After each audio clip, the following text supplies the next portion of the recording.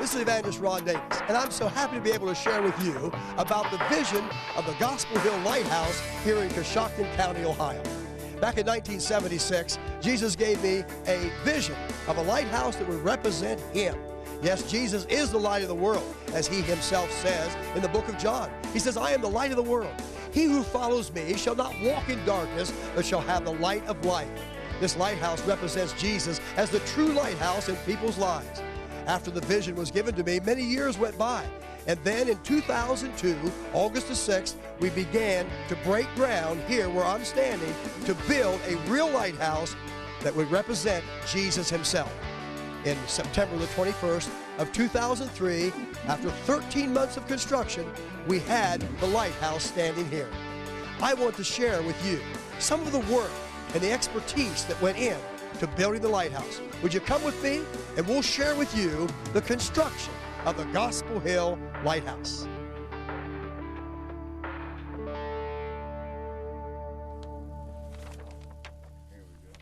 From the vision of the lighthouse that God gave me in 1976 to the actual blueprints, and as the workers began to take a look at those, I stood with Mr. Newsbaum, who I had shared this vision with back in 1976, and we watched the first digging on August the 6th, 2002. And here you see the first groundbreaking on that day as the first scoop of dirt was taken out in front of the building, and now we are ready to begin the building of the lighthouse. And of course, God said to build the lighthouse. That's why we were digging on this day. And of course, we had to have a good foundation. Of course, Jesus is the foundation that we have founded our ministry upon. We wanted to make sure that this physical lighthouse that represents Jesus as the light of the world and the true lighthouse of the world would also be on solid ground. Here I am talking with Mr. Newsbaum on that day.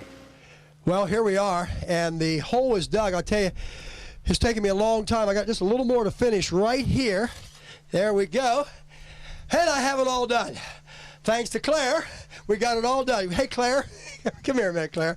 Come here. I don't know if this will ever be on or not, but turn around here. Turn around here, Claire. Turn around here. I don't do this kind of This is Claire Newsbaum, and he's the big engineer, and not only that, he's the man who caught this vision back in 1976 when I called him, and it's just good to be standing here with you.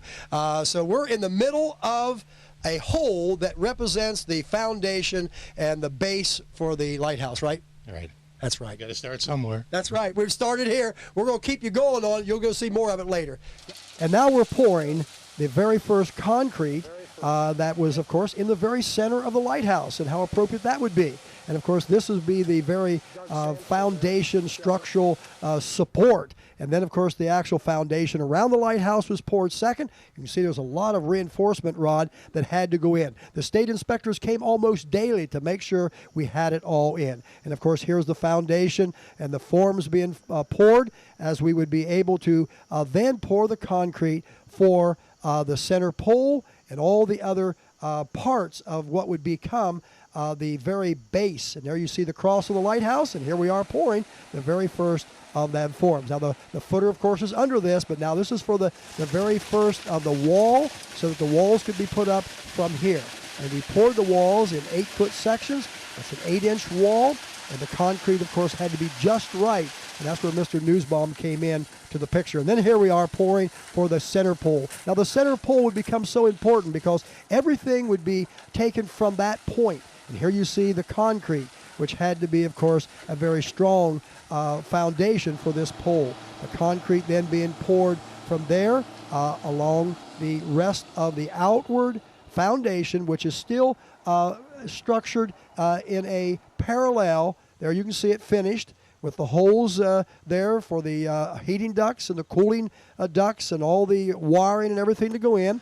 Here you can see a view from looking down upon it. And that is the very first. And then, of course, we had to bring in that center pole. That pole is 50 feet long and would go up to the area of where the light now stands. And, of course, this become a very important part of the structure of the lighthouse. We had to have some way to keep everything that we built from this point on plumb. So here you can see that the men were getting ready to put on some wood forms, which then would be used for support out to the outer walls when we began to pour them.